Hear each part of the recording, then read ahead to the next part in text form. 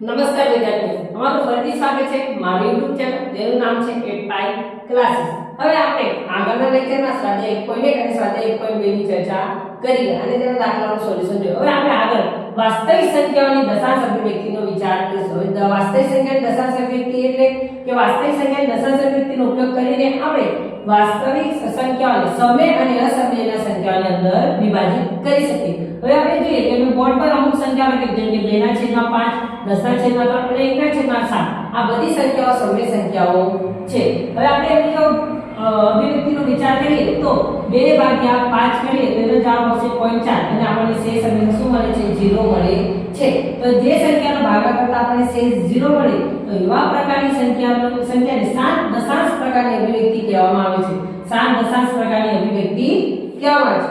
ફરીથી કહું છું કે જે સંખ્યાનો ભાગાકાર કરતા જે સમય સંખ્યાનો ભાગાકાર કરતા શેષ 0 મળે એ સંખ્યાને શાંત દશાંશ અભિવ્યક્તિ પ્રકારની સંખ્યા કહેવામાં આવે છે। હવે બીજી સંખ્યા જોઈએ કે 10/3। હવે આ સંખ્યાનો ભાગાકાર કરીએ તો આપણે વારે ઘડી શેષ 1 1 અને 1 મળ્યા કરશે। શેષ કોઈ પણ દિવસ 0 થશે નહીં, એટલે 0 નહીં થાય એટલે શું થશે 3.333 આપણો જવાબ મળશે। હવે આ સંખ્યાને વારે ઘડી રિપીટ ન કરો એટલે 3 ની ઉપર 12 લગાવી દઉં છું। 12 નો મીનિંગ એ થાય છે કે આ સંખ્યા વારે ઘડી રિપીટ થાય છે। તો જે સંખ્યાની શેષ 0 થતી નથી અને સંખ્યાઓ પુનરાવર્તન પામે છે તો એવી સંખ્યાને એવી સમય સંખ્યાને અનંત આવૃત દશાંશ અભિવ્યક્તિ પ્રકારની કહેવામાં આવે। અનંત આવૃત દશાંશ અભિવ્યક્તિ કહેવામાં આવે છે।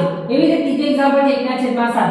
આ દાખલામાં પણ 1 4 2 8 5 7 પછી 1 એટલે કે 6 આંકડાઓ પછી પાછી રિપીટેશન ચાલુ થશે સંખ્યામાં, એટલે એ સંખ્યાનો જવાબ 0.142857 એટલે કે 1 4 2 8 5 7 ની ઉપર શું આવશે 12 એટલે કે આ 6 આંકડાઓ પાછા પુનરાવર્તન પામે છે। હજુ પાછા પુનરાવર્તન પામશે હજુ પાછા એટલે કે જે સંખ્યાઓની શેષ 0 થતી નથી અને આંકડાઓ પુનરાવર્તન પામે છે એવી સંખ્યાઓને અનંત આવૃત દશાંશ અભિવ્યક્તિ કહેવામાં આવે છે। હવે એવી જ રીતે અમુક સંખ્યાઓ એવી આવશે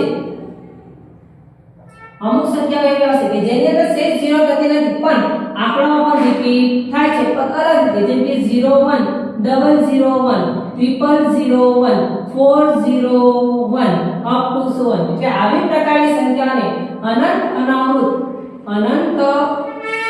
અનાવૃત પ્રકારની દશાંશ અભિવ્યક્તિ કહેવામાં અનંત અનાવૃત પ્રકારની દશાંશ અભિવ્યક્તિ કહેવામાં આવે છે।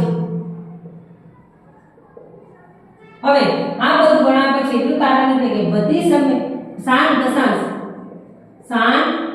દશાંશ અને અનંત આવૃત દશાંશ એ સમય સંખ્યા છે, જ્યારે અનંત અનાવૃત દશાંશ